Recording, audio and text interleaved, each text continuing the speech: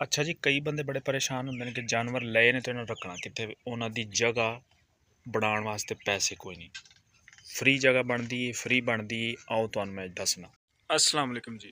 उम्मीद करना सारे भरा ठीक ठाक होंगे। अच्छा जी, अज मैं एक तुहाडे वास्ते बहुत ही अच्छा व्लॉग लैके आया तो सारे भरावां नूं बड़ा पसंद आएगा तो लाइक शेयर कमेंट लाजमी करना है। असीं अपना अज दा व्लॉग शुरू करने तो तुहानूं विखाने।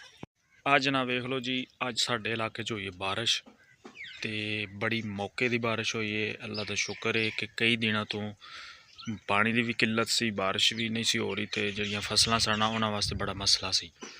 तो बारिश हो गई जी तो बड़ा ज़बरदस्त माहौल बन गया। तो ए वेख लो जी, छोटे मोटे जानवर बाहर कुछ बन्ने हुए ने। ਉਹ सामने ਤੁਹਾਨੂੰ पट्ठे पुट्ठे नज़र आ रहे होणगे। ये जानवरों के असीं बीजे ने घर की फ्रंट साइड से। ਇਹ ਸਾਡਾ ਟੋਕਾ है ਜਿਹਦੇ ਨਾਲ पट्ठे कुतरी ਦੇ ਨੇ। देहात ਦੇ ਵਿੱਚ सादा काम मोटर है सी पर वो खराब हो गई तो एक तो ਉਹਦਾ बिल बड़ा आउंदा सी, इस करके असीं वो ख़त्म कर दी। अपना हुण आप ही कुतरने हत्थी ते। ए वेख लो, ए जी साडा कुत्ता बैठा है, उन्हें अपनी जगह बनाई इत्थे ही। तो हुण आउने जी असल गल की तरफ।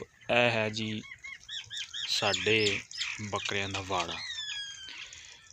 पहलां असीं सोचदे सां भी इहनूं जिहड़ा ना बनाना है तो इहदा ये भी इहदे ते जिहड़ा ना पैसे बड़े लगदे ने, काफ़ी खर्चा हुंदा सी क्यों वास लियाउणी इट्टां छत छुत, ये बड़ा खर्चा बनता सी। लेकिन असी शुरू कर लिया। ये कोई एडा मतलब कि लखां लुखां वाला काम को नहीं। चंद ले लेने 5-7 थोड़े थोड़े पैसों के। तो मैं ये नहीं आख रहा, ये नहीं दस रहा कि मैं बड़ा बड़ा बिजनेस कर रहा। नहीं, कोई भी काम है छोटे तो ज़्यादा होंदा है, छोटे तो वड्डा होंदा है। तो बस एक छोटा जिहा शुरू किया। अल्लाह खैर करे, अल्लाह ताला इहदे च इजाफा करे।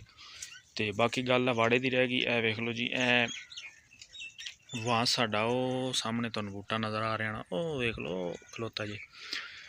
तो ये जी वास दे असी छोटे छोटे कट के ना पीस तकरीबन मेरा 12-12 फुट लम्मे होने। आ लोहे के डंडे 2 गड्ढे। उस तो बाद जी ए फिर जिहड़ियां तुहानूं नज़र आ रहा होना कि ए वास बन गए। वास जिहड़े ने ए फिर थल्ले असी ए वेख लो, तुहानूं नज़र आ रहा कि टोए कढ़ के ना पूरे ने थल्ले।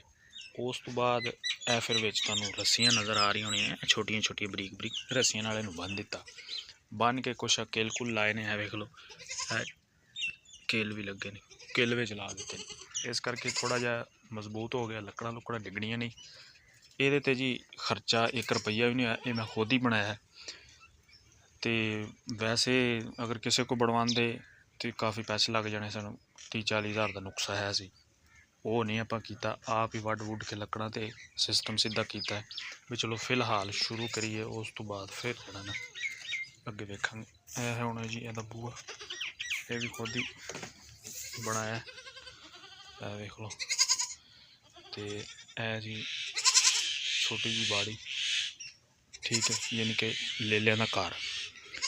इंशाअल्लाह जी इन्नी की इन्फॉर्मेशन मेरे को है सी, मैं तुहानूं शेयर की है मेरे व्यूअरां नूं, ताकि पता लग जाए उन्हां दा किसी ना किसी का फ़ायदा हो जाए। तो बाकी इंशाअल्लाह फिर एक अच्छी वीडियो तुहाडी खिदमत च हाज़र होने। अल्लाह हाफिज़ जी।